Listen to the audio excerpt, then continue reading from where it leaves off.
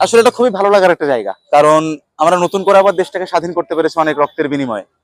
তো সেই স্বাধীন দেশে স্বাধীন নাগরিক হিসেবে স্বাধীনভাবে কাজ করছি, আমাদের শহরকেই পরিষ্কার করছি, এটা করতে খুব ভালো লাগছে। আর এখানে আমি আপাতত একজন ট্রাফিকের দায়িত্ব পালন করছি, কারণ স্টুডেন্টরা এখানে কাজ করছে রাস্তার পাশ দিয়েই, তো এই সাইড দিয়ে যদি গাড়ি চলে যায় ওদের কোনো অ্যাক্সিডেন্ট হতে পারে, এই জন্য মূলত গাড়িটাকে নিয়ন্ত্রণ করতে হচ্ছে। আর আমরা তো সবাই জানি যে পুলিশটা কর্মবিরতিতে আছে, এই জন্য আমরা মূলত কোনো পুলিশকে এখানে সহযোগিতায় পাচ্ছি না।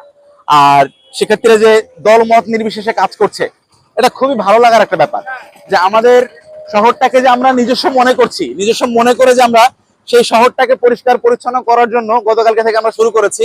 এবং নিরবিচ্ছিন্ন ভাবে আমরা গতকালকে সকাল বিকাল, আজকে সকালে আমরা এখান থেকে, আমরা টার্মিনাল থেকে শুরু করেছি, আমরা আরাপুরে গিয়ে শেষ করব।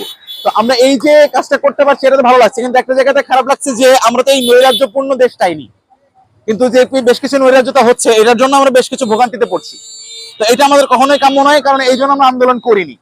তো আমরা মানে আপনাদের চ্যানেলের মাধ্যম দিয়ে আমরা সকল দেশবাসীকে জানাতে চাই আমরা যেন কোনো নৈরাজ্যপূর্ণ পরিস্থিতি তৈরি না করি, এটাই।